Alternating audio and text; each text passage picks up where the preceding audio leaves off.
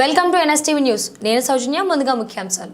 రాజానగరం నియోజకవర్గం కోరుకొండ మండలం కోరుకొండ శ్రీ స్వయంభూ లక్ష్మీ నరసింహస్వామి ఆలయంలో జనసేన నాయకులు అడప శ్రీనివాస్ క్షీరాబ్ది ద్వాదశి సందర్భంగా కార్తీక మాసంలో 10 మందికి అన్నదానం చేయాలనే ఉద్దేశంతో ఎమ్మెల్యే బలరామకృష్ణ పిలుపుతో జనసేన నాయకులు అడప శ్రీనివాస్ 5 క్వింటాల రైస్ అన్నదాన కమిటీ వారికి అందజేయడం జరిగింది.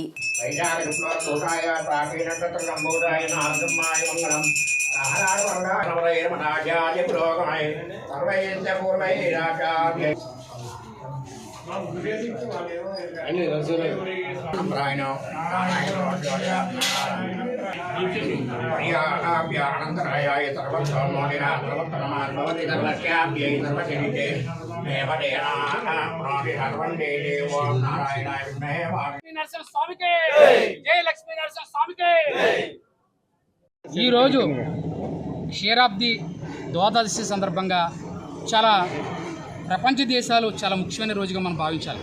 ఎందుకంటే వైకుంఠంలో విష్ణుమూర్తి ఇవాళ నిద్ర లేచి ఇవాళ ప్రపంచాన్నంతా కూడా సుభిక్షంగా పరిపాలించినటువంటి మంచి రోజు ఏదైనా ఉందంటే కనుక క్షీరాబ్ది ద్వాదశి మనం చెప్పుకోవాలి.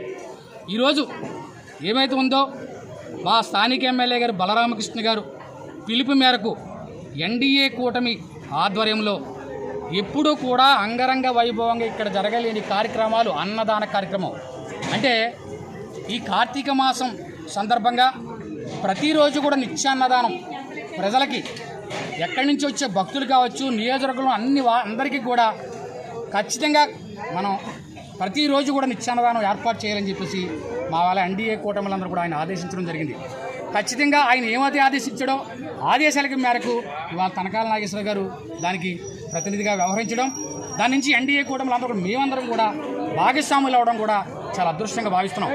ఈరోజు నేనే కాకుండా ఎంతోమంది దాతలు ఇవాళ మా ఎమ్మెల్యే గారు చెప్పిన మరుక్షణం వెంటనే కూడా నేను కూడా ఒక భక్తుడిగా ఎమ్మెల్యే గారికి చాలా అభిమానిగా కూడా వాళ్ళ 5 కాటాల రైసు ఈ స్వామివారికి సన్నిధికి అన్నదానానికి ఇవ్వడం కూడా నేను చాలా గొప్పగా భావిస్తున్నాను ఈ అవకాశం వచ్చినందుకు. ఎందుకంటే ఇన్ని సంవత్సరాల వ్యవధిలో ఇంత గొప్ప అన్నదానం కానీ అభివృద్ధి కానీ ఇక్కడ నాకు తెలిసినంత మటుకు జరగలేదేమనుకుంటున్నాను. ఒకవేళ జరిగితే జరగండొచ్చు, కానీ నాకు అనిపించింది అంటే నేను వచ్చి ఈసారి పాల్గొనడం వల్ల ఖచ్చితంగా ఇలాంటి అవకాశానికి రేపొద్దున రాబోయే రోజుల్లో కూడా దాతల ముందుకు వచ్చి ఖచ్చితంగా ఈ లక్ష్మీ నరసింహస్వామి సన్నిధులు ఏమైతే కార్యక్రమాలు ఉన్నాయో, ఎందుకంటే ఇది నిజంగా అనవరం దేవస్థానానికి దాని విషయంలో ఉన్నా కూడా భక్తులు స్వచ్ఛందంగా వచ్చి సేవ చేసుకుని చుట్టుపక్కల ఆలయాలకి ఎక్కడి నుంచో భక్తులు మన దగ్గరికి వస్తున్నారంటే ఇవాళ ఉన్నారంటే దానికి ఎంత మన దాంట్లో కూడా మన యూనిట్ ఉండాలి. ఏదో అధికారులు ఏదో చేస్తారని ఆడమే కాకుండా కూడా మనం కూడా వాళ్ళు మా కమిటీ వేయమని చెప్పారు బలరామకృష్ణ గారు. ఖచ్చితంగా ఎన్డీఏ నుంచి కమిటీ వేసి ఈ స్వామివారిని ఈ గుడిని ఎలాగ అభివృద్ధి చెందాలని కూడా మేము ఆలోచిస్తాం.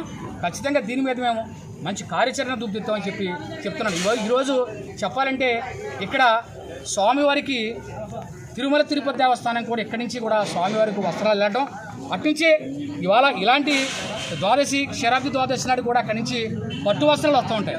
కానీ ఎక్కడ తప్పుదం జరిగిందో, అధికారులు తప్పుదం జరిగిందో, చుట్టుపక్కల నాయకుల్లో సమిష్టి కృషి లేకపోవడం వల్ల మన స్వామివారికి అన్యాయం జరుగుతుందని చెప్పేసి ఒక భక్తుడిగా నేను ఆవేదన వ్యక్తపరుస్తున్నాను. ఎందుకంటే ఈరోజు తిరుమల తిరుపతి దేవస్థానం నుంచి కూడా స్వామివారికి పట్టు వస్త్రాలు రాలేదు. ఎందుకు రాలేదు అనేది కూడా ఖచ్చితంగా బలరామకృష్ణ గారు దీని గురించి ఆలోచించి ఖచ్చితంగా నెక్స్ట్ టైంకి భగవంతుడికి ఇక్కడి నుంచి పట్టు వస్త్రాలు తిరుమల తిరుపతి దేవస్థానానికి వెళ్ళాలి. అలాగే తిరుమల తిరుపతి దేవస్థానం నుంచి కూడా స్వామివారికి పట్టు వస్త్రాలు వచ్చి గొప్ప అభివృద్ధికి నోచుకొని, ఎందుకంటే మంచి కార్యక్రమం అలాంటివి జరిగితే కనుక మన చుట్టుపక్కల ఉన్న గ్రామాలు కావచ్చు, మన నియోజకవర్గం కావచ్చు సస్యశ్యామలంగా అభివృద్ధి పద్ధతుల పంటలు కావచ్చు, పాడి పంట అన్ని రకాలుగా కూడా మనం సుభిక్షంగా ఉంటాం.